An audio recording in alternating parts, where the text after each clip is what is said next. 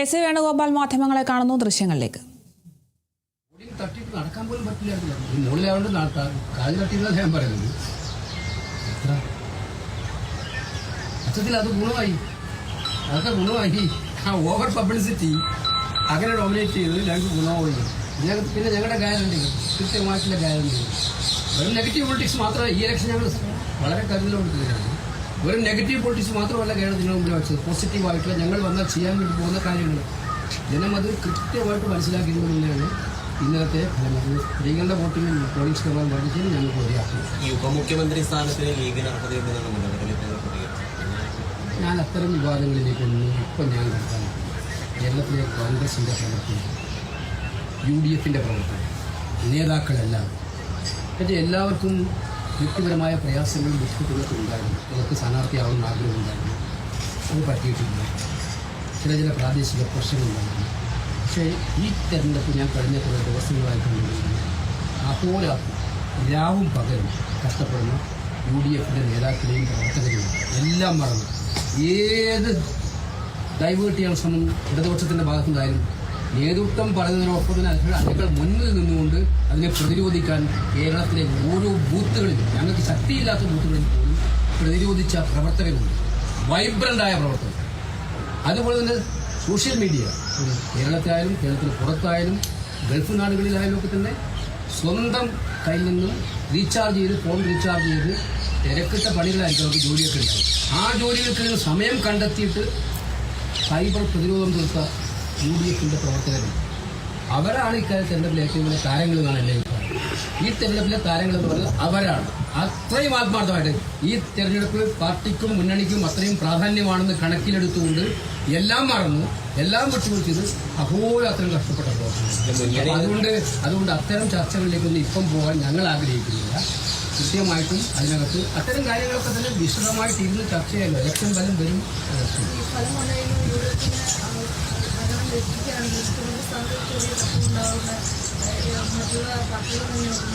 അവർക്ക് എന്തെല്ലാം അവർ തെരഞ്ഞെടുപ്പിൽ ആദ്യം പോലെയേ ചുറ്റുന്നില്ല. എല്ലാവരും നമ്മൾ തർക്കമാണ്, എല്ലാവരും നമ്മൾ അടിയാണ്, ഞങ്ങളത് എല്ലാവരും. അതാണ് ഉദ്ദേശിച്ചത്. ഈ തെരഞ്ഞെടുപ്പിനിടയിൽ ഞങ്ങൾ നേതാക്കന്മാർ എല്ലാവരും എത്രമാത്രം സുഖത്തോടെയാണ്. മാത്രമേ ഞങ്ങൾ വെച്ച് അറിയിക്കേണ്ട ഒരു ഡിവിയേഷനും ആരും നടത്തിയിട്ടുണ്ടല്ലോ. എവിടെയെങ്കിലും അഭിപ്രായ വ്യത്യാസത്തിന് ഇപ്പം പറയാൻ ഇത് കോൺഗ്രസ് പാർട്ടിയിൽ അഭിപ്രായം പറഞ്ഞ പാർട്ടിയാണ്. പക്ഷെ പറയുമ്പോൾ അവർക്ക് എല്ലാവർക്കും അറിയാം ഏതറ്റം വരെ പറയണമെന്നൊക്കെ പറയാൻ എല്ലാവർക്കും അറിയാം. അതുകൊണ്ട് അത്തരം അഭിപ്രായ വ്യത്യാസങ്ങളൊന്നും എവിടെയും ഉണ്ടാകാൻ പോലില്ല. ഞങ്ങൾ ശക്തമായിട്ടുള്ള ഗവൺമെൻറ്റുകാർക്ക് വരും. ചൗധരി ചോദിച്ചത് വരുമെങ്കിലാണ്, അതുമെങ്കിലില്ല. UDF വന്നിരിക്കും, കൃത്യമായ ഭൂരിപക്ഷത്തോടെ വന്നിരിക്കും. അതുകൊണ്ടാണ് ഞാൻ പറഞ്ഞത് ആരാഗ്രഹിക്കുന്നുണ്ട് തെറ്റണ്ടേ. ഞങ്ങളുടെ പാർട്ടിയിൽ അത് CPMലാണ് അങ്ങനെ ആയെങ്കിൽ പിണറായി വിജയൻ മാറി നിൽക്കണമെന്നായിട്ട് പറഞ്ഞിരുന്നെങ്കിൽ അവൻ്റെ സ്ഥിതി എന്താവും ഞാൻ ആലോചിച്ചുകൊണ്ടിരിക്കുകയാണ്. അങ്ങനെയായിട്ട് ഒരാൾ പറഞ്ഞു പോയാൽ എന്താവും സ്ഥിതി? ഇത് അങ്ങനെയല്ല. ഇത് അങ്ങനെ അഭിപ്രായം പറയുന്നത് എന്താ തെറ്റ്? ഞങ്ങളെല്ലാവരും കൂടെ കൂട്ടായിട്ടിരുന്ന് തീരുമാനിക്കും. കാരണം കേരളത്തിലെ ജനങ്ങളാണ് ഒരു മാൻഡേറ്റ് തരുന്നത്. ആ ജനങ്ങളുടെ മാൻഡേറ്റിനോട് അവരോട് പ്രതിബദ്ധത കാണിക്കേണ്ട ഒരു സാഹചര്യമാണ് UDFിനും കോൺഗ്രസിനും ഉള്ളത്. ഏറ്റവും കൂടുതൽ കടപ്പാടുള്ള ജനങ്ങളോടാണ്, അതുപോലെ പാർട്ടി പ്രവർത്തകരോടും UDFിൻ്റെ നേതാക്കളോടാണ്. അപ്പോൾ അത് കൈവിട്ടുകൊണ്ട് നമ്മളാരും മുന്നോട്ട് പോകാൻ ആഗ്രഹിക്കും. താങ്കൾ ഇന്നലെ പറഞ്ഞൊരു കാര്യമുണ്ട്, DS ഉണ്ടായിരുന്നെങ്കിൽ DS UDFിന് സംശയം. കാരണം CPMൽ നിങ്ങൾ മനസ്സിലാക്കേണ്ടത് കേരളത്തിലെ കമ്മ്യൂണിസ്റ്റ് പാർട്ടിയിൽ നിരവധി പേർ ഈ തെരഞ്ഞെടുപ്പിൽ വോട്ട് ചെയ്ത ആർക്കാണെന്ന് നമ്മുടെ ഇലക്ഷൻ പെട്ടി പൊട്ടിക്കുമ്പോൾ മനസ്സിലാവും. ചില സീറ്റുകളിലെ പെട്ടി പൊട്ടിക്കുമ്പോൾ മനസ്സിലാവും കമ്മ്യൂണിസ്റ്റ് പാർട്ടി പ്രവർത്തകരുടെ വോട്ട് ആർക്കാണ്. കാരണം അതുകൊണ്ടാണ് ഞാൻ പറഞ്ഞത് പാർട്ടിക്കകത്ത് ചോദ്യം ചെയ്യപ്പെടുന്നവരുണ്ടാവുമെന്ന് ആഗ്രഹിക്കുന്നതിനാണ് പാർട്ടി സാധനം. അത് നടക്കുന്നില്ല എന്ന് പറഞ്ഞപ്പോൾ അവർക്ക് പ്രതികരിക്കാൻ കിട്ടുന്ന ഏക അവസരമാണിത്. അതവർ വിനിയോഗിച്ചിട്ടുള്ളതാണ് എൻ്റെ കണക്കൂട്ടിൽ. ഇനി ഫലം വരുമ്പോൾ നമുക്ക് വ്യക്തമായിട്ട് മനസ്സിലാക്കാം. പോളിംഗ് കഴിയുമ്പോൾ എത്ര സീറ്റ് UDFിനായിട്ടാണ് ഇപ്പം വിജയിച്ചത്? നേരത്തെ പല കണക്കുകളും അവകാശവാദം, ഇപ്പോൾ ഈ കണക്കും പോളിംഗ് ശതമാനമൊക്കെ നോക്കുമ്പോൾ എത്ര സീറ്റ്? പോളിംഗ് ശതമാനം നോക്കുമ്പോൾ ഞങ്ങൾ 100-നടുത്ത് സീറ്റ് ഹോൾഡർ തന്നെ വിജയിക്കുന്നുണ്ട്. കംഫർട്ടബിളായി വിജയിക്കും തന്നെയാണ്, വളരെ കംഫർട്ടബിൾ. നമ്മുടെ പ്രതീക്ഷിക്കാത്ത പല സീറ്റുകളും കൂടെ വരുന്നതാണ് ഇന്നലത്തെ ഏറ്റവും വൈകുന്നേരം കിട്ടുന്ന അട്ടിമറികൾ. തീർച്ചയായിട്ടും ചേച്ചി പാലക്കാട് നിന്നുള്ള എന്നുള്ള കുട്ടികളെ മുഖ്യമന്ത്രി കാണാതായിരിക്കുകയാണ്. തിരച്ചിലിൽ കുടുംബത്തിന് തൃപ്തിയുണ്ട്. ഭരണപക്ഷത്തിൽ ചില പ്രശ്നങ്ങൾ ഉന്നയിക്കുന്നുണ്ട്. കാരണം തട്ടിക്കൊണ്ടുപോയതാണ് എന്നുള്ളൊരു സംശയമൊക്കെ കുടുംബം മുന്നോട്ട് വയ്ക്കുന്നുണ്ട്. ഇത് ഏതെങ്കിലും തരത്തിലുള്ള അല്ല, ആ സാഹചര്യങ്ങളെല്ലാം പരിശോധിക്കാൻ പറഞ്ഞിട്ടുണ്ട്. ഇന്നലെ തന്നെ ഈ സംഭവം അറിഞ്ഞ് ഒരു തെരഞ്ഞെടുപ്പ് തിരക്കിലാണെങ്കിലും കർണാടക വനം വകുപ്പ് മന്ത്രി, റവന്യൂ വകുപ്പ് മന്ത്രി, മുഖ്യമന്ത്രി ഇവർ 3 പേരെയും ബന്ധപ്പെടുകയാണ്. അവർ 3 പേരെയും ബന്ധപ്പെട്ട് അടിയന്തരമായിട്ടും, പ്രത്യേകിച്ച് ഞാൻ കർണാടക സർക്കാരിന് നന്ദി പറയുകയാണ് കഴിഞ്ഞ തിരച്ചിലിൻ്റെ സംഭവത്തിലുണ്ടായിട്ടുള്ള നടപടികൾ. അതുപോലെ തന്നെ ഇപ്രാവശ്യവും നടപടി ഉണ്ടാകണമെന്ന് ആവശ്യപ്പെടുന്നത് ചിക്കമംഗളൂരിലെ ജില്ല മുഴുവൻ തിരയാണ്. ജില്ല ഒരു തരി പോലും ഇല്ലാതെ മുഴുവൻ തിരഞ്ഞുകൊണ്ടിരിക്കുകയാണ് തരുന്നത്. പക്ഷേ ഇന്ന് മുതൽ സ്പെഷ്യൽ ടാസ്ക് ഫോഴ്സ് തന്നെ രൂപീകരിക്കാനാണ്. ഇതിനു വേണ്ടി പ്രത്യേകമായിട്ടുള്ള സ്പെഷ്യൽ ടാസ്ക് ഫോഴ്സ് എല്ലാ റവന്യൂ, പോലീസ്, ഫോറസ്റ്റ് ഇവരെല്ലാം ഉൾപ്പെടുത്തിക്കൊണ്ട് സ്പെഷ്യൽ ടാസ്ക് ഫോഴ്സ് ഉണ്ടാവും. അവർ ശക്തമായിട്ടുള്ള അതിനകത്ത് റവന്യൂ വകുപ്പ് മന്ത്രി ചിക്കമംഗളൂർ ജില്ലയിലുണ്ട്. അദ്ദേഹത്തോട് ഉദ്യോഗസ്ഥന്മാരെല്ലാം ഈ തെരച്ചിലുമായി ബന്ധപ്പെട്ട് നേതൃത്വം കൊടുക്കുന്ന ഉദ്യോഗസ്ഥന്മാരെല്ലാം കോർഡിനേറ്റ് ചെയ്യാൻ ആവശ്യപ്പെട്ട് അദ്ദേഹത്തോട് അഭ്യർത്ഥിച്ചിട്ടുണ്ട്. യാത്രയും കാര്യങ്ങളും കോർഡിനേഷൻ ഉണ്ടായിരുന്നു അഭ്യർത്ഥന നടത്തിയിട്ടുണ്ട്. അദ്ദേഹം അത് ചെയ്യും. എന്തായാലും മുഖ്യമന്ത്രിയുടെ ഒരു നിർദ്ദേശം കിട്ടിയിട്ടുണ്ടെന്ന് അദ്ദേഹം പറയുന്നുണ്ടായി. അതുപോലെ തന്നെ KJ ജോർജ് മിനിസ്റ്ററാണ് ആ ജില്ലയുടെ ചുമതലയുള്ള മന്ത്രി. അദ്ദേഹമായിട്ടും സംസാരിച്ചിട്ടുണ്ട്. അതെന്തായാലും കുടുംബത്തിൻ്റെ ആശങ്ക മാറ്റാൻ വേണ്ടിയിട്ടുള്ള നടപടികൾ ഈ പറഞ്ഞ ആശങ്കകളും പ്രകടിപ്പിച്ചിട്ടുണ്ട്.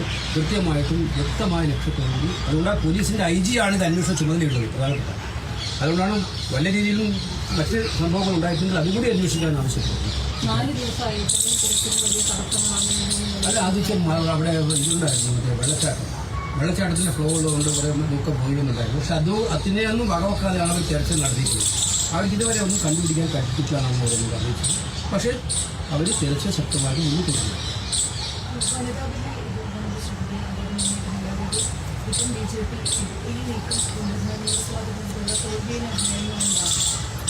അല്ല, നമ്മൾ മനസ്സിലാക്കുന്നത് വനിതാ ബില്ല് പാർലമെന്റ് പാസ്സാക്കി.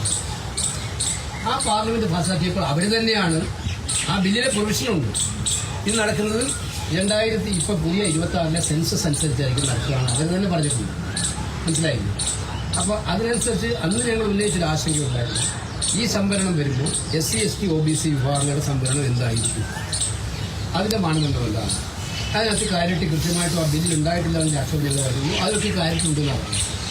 ഇപ്പോഴവർ ക്യാബിനറ്റ് അപ്രൂവ് ചെയ്ത ബില്ല് നമ്മൾ കാണുന്നത് നമ്മളിപ്പോൾ ഔദ്യോഗികമായിട്ടൊന്നും അറിയിച്ചില്ല. ഇത്രയും നിർണായകമായ ഒരു നിയമനിർമ്മാണം നടത്താൻ ഒരു സ്പെഷ്യൽ സെഷൻ നടത്തുമ്പോൾ 2 കാര്യങ്ങളാണ് ഞങ്ങൾ പറയുന്നത്. ഒന്ന്, തെരഞ്ഞെടുപ്പിന് വേണ്ടി എല്ലാ സ്റ്റേറ്റിലും ജനകൂടി കൊടുക്കുക. ബംഗാളിലും തമിഴ്നാട്ടിലും തെരഞ്ഞെടുപ്പ് നടക്കുക. 28-നും 23-നും ആ തെരഞ്ഞെടുപ്പ് നടക്കുക. അപ്പോൾ അതിനിടയിൽ MPമാരെല്ലാം അവിടെയാണ്, പ്രധാനപ്പെട്ട നേതാക്കന്മാരും അവിടെയാണ്. അതിനാൽ ഈ 16-17 താല്പര്യം എന്താണ് ഈ 16-17 28 കഴിഞ്ഞ് നോക്കിയാൽ പോലും ഈ 12 ദിവസത്തെ ഗ്യാപ്പിൽ എന്താ പ്രശ്നം മനസ്സിലാവുന്ന ഒരു കാര്യമല്ല. ഈ പറയുന്ന സെഷൻ പിന്നെ ഇത്രയും നിർണായകമായ ഒരു കാര്യം എടുക്കുമ്പോൾ എല്ലാ രാഷ്ട്രീയ പാർട്ടികളെയും വിളിച്ചുകൂട്ടി ഞങ്ങൾ ഉദ്ദേശിക്കുന്നത് ഇതാണ്, എന്താണ് നിങ്ങളുടെ അഭിപ്രായം കിടക്കുന്നത്. ഇതൊന്നാമത് കോൺസ്റ്റിറ്റ്യൂഷൻ അമെൻമെൻറ്റ് ബില്ലാണ്. എല്ലാവരുടെയും സഹയല്ലാതെ ഇത് പാസ്സാവില്ല. ഇത് സാധാരണ ബില്ലല്ലല്ലോ. അപ്പോൾ ഇത് പാസ്സാവണമെങ്കിൽ എല്ലാ രാഷ്ട്രീയ പാർട്ടികളും പ്രതിപക്ഷത്തിനും കൂടെ പിന്തുണയാലും ഇത് പാസ്സാവുള്ളൂ. അപ്പോൾ അങ്ങനെയാണെങ്കിൽ ആദ്യം പ്രതിപക്ഷത്തിനുള്ള കോൺസ്റ്റിറ്റ്യൂഷൻ ബില്ലപ്പോൾ എന്താ ചെയ്യുന്നത്, പ്രതിപക്ഷ പാർട്ടികളുമായിട്ട് ചർച്ച ചെയ്യും, അവരുമായിട്ട് ചർച്ച ചെയ്യും. ഞങ്ങൾ ആവശ്യപ്പെട്ടിട്ട് കോൺഗ്രസ് പ്രസിഡന്റ് ആവശ്യപ്പെട്ടു, പാർട്ടി നേതാക്കന്മാരെല്ലാം ആവശ്യപ്പെട്ടു, എന്നിട്ട് ആരും ഇതുവരെ അത് വിളിച്ചിരിക്കും. അത് ഉടനെ ക്യാബിനറ്റ് ഈ ബില്ല് പാസ്സാക്കിയിട്ട് 16. അപ്പോൾ അവർ ആ ബില്ല് ഇപ്പം നടപ്പിലാക്കാൻ ആത്മാർത്ഥതയല്ല.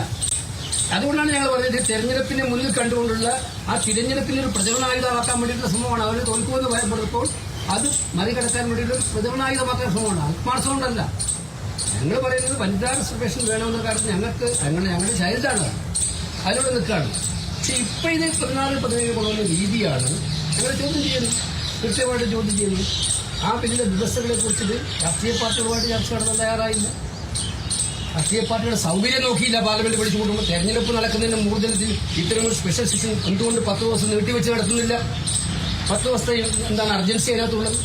പിന്നെ നിങ്ങൾ തന്നെ പറഞ്ഞതാണ് 2026 സെൻസസ് അനുസരിച്ച് നടന്നു. നിങ്ങളുടെ ബില്ലിൽ പറഞ്ഞത് പെട്ടെന്ന് മാറി 2011 സെൻസസിലോട്ട് പോകാൻ എന്താ കാരണം? ഈ ചോദ്യങ്ങളൊക്കെ അന്തരീക്ഷത്തിലുണ്ട്. എന്താണ് അജണ്ട, ഹിഡൻ അജണ്ട? അപ്പോഴാണ് ഈ ചോദ്യം കൂട്ടി വായിക്കുന്നത്. തെരഞ്ഞെടുപ്പിൽ തോൽക്കും തിരഞ്ഞെടുപ്പ് ഉണ്ടാകുന്ന ഒരു പെട്ടെന്നുള്ള ഒരു കാരണം ഇത് പാസ്സായാലും പാസ്സായില്ലെങ്കിൽ കുഴപ്പമൊന്നുമില്ല. ഞങ്ങൾ അവതരിപ്പിച്ചെന്ന് വരുത്തില്ല.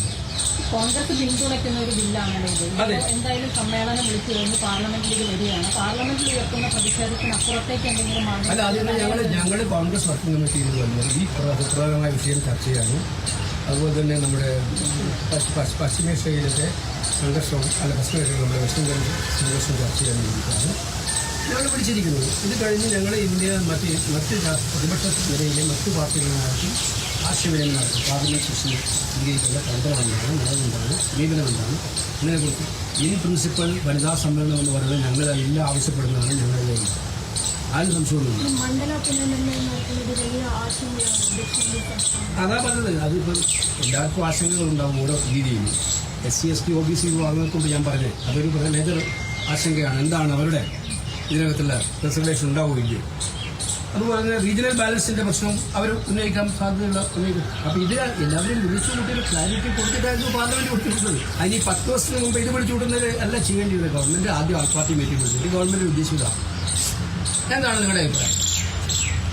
അവരിപ്പോൾ ഞങ്ങളുടെ അഭിപ്രായം ചോദിച്ചുകൊണ്ട് ഞങ്ങളുടെ അഭിപ്രായം അനുസരിച്ചല്ലോ ചെയ്യാറുള്ളത്. പക്ഷെ ആ ഒരു മര്യാദ പോലും കാണിച്ചില്ല വിളിച്ചു കൂട്ടണ്ടേ. അപ്പം അത് വളരെ ഗൗരവതരമായ കാര്യമാണ്. എന്തായാലും CWC ചർച്ച ചെയ്യും. അസമിലെ കഴിഞ്ഞ ദിവസം കനത്ത പോളിംഗാണ് രേഖപ്പെടുത്തിയിട്ടുള്ളത്. ഈ ഹിമന്തവിശ്വ വിദേശ പ്രചാരണങ്ങളടക്കം കോൺഗ്രസിന് അനുകൂലമാകും ഞങ്ങളതാണ് പ്രതീക്ഷിക്കുന്നത്. പവൻകേര ഒരു പത്രസമ്മേളനം നടത്തിയ ഗൗരവ് ഗൊഗോയ്ക്കെതിരെ എത്ര അടിസ്ഥാനപരമായിട്ടുള്ള ആരോപണമാണ് മുഖ്യമന്ത്രി കഴിഞ്ഞ ഒരു വർഷമായിട്ട് നടത്തിക്കൊണ്ടിരിക്കുന്നത്. അദ്ദേഹത്തിൻ്റെ ഭാര്യയ്ക്കെതിരെ എന്ത് ഹീനമായിട്ടുള്ള ആരോപണമാണ്. ആ മുഖ്യമന്ത്രിയാണ് മുഖ്യമന്ത്രിക്കെതിരെ മുഖ്യമന്ത്രി ഭാര്യയ്ക്കെതിരെ പവൻകേര ഉയർത്തിയ ആരോപണം, വിത്ത് എവിഡൻസ് ഉയർത്തിയ ആരോപണത്തിൽ ഇത് കേസെടുത്ത് അദ്ദേഹത്തെ നോക്കണം. AICC general secretary KC Venugopal മാധ്യമങ്ങളെ കാണുകയായിരുന്നു. മഹാഭൂരിപക്ഷത്തോടെ കേരളത്തിൽ UDF അധികാരത്തിൽ വരുമെന്നാണ് ഇപ്പോൾ KC മാധ്യമങ്ങളോട് പറയുന്നത്. പോളിംഗ് ശതമാനം കൂടിയത് UDFന് വലിയ അനുകൂലമായിട്ട് മാറിയിട്ടുണ്ട്. കേരളത്തിൽ അവിഹിത കൂട്ടുകെട്ടിലൂടെയും പണം വിതരണം ചെയ്തുവെന്നും കേരളത്തിൽ വിജയിക്കാൻ കഴിയില്ല എന്ന് അദ്ദേഹം വ്യക്തമായും പറയുന്നുണ്ട്. എന്തായാലും മുഖ്യമന്ത്രി സ്ഥാനവുമായി ബന്ധപ്പെട്ടും അദ്ദേഹം പ്രതികരിക്കുകയുണ്ടായി. മുഖ്യമന്ത്രി സ്ഥാനത്തിൽ അഭിപ്രായ വ്യത്യാസങ്ങളൊന്നും തന്നെയില്ല. UDF കൂട്ടായിരുന്ന് ഈ ഒരു വിഷയത്തിൽ ചർച്ച ചെയ്ത് തീരുമാനിക്കുമെന്നാണ് അദ്ദേഹം പറയുന്നത്. അതുപോലെ തന്നെ ശ്രീനന്ദയുടെ വിഷയത്തിലും അദ്ദേഹം പ്രതികരിച്ചിട്ടുണ്ട്. കർണാടക സർക്കാരുമായി ബന്ധപ്പെട്ടിട്ടുണ്ട് എന്നും അദ്ദേഹം പറഞ്ഞിട്ടുണ്ട്. എന്തായാലും ഈ ഒരു തിരഞ്ഞെടുപ്പിൽ വലിയ പ്രതീക്ഷ തന്നെയാണ് KCയും മുന്നോട്ട് വയ്ക്കുന്നത്.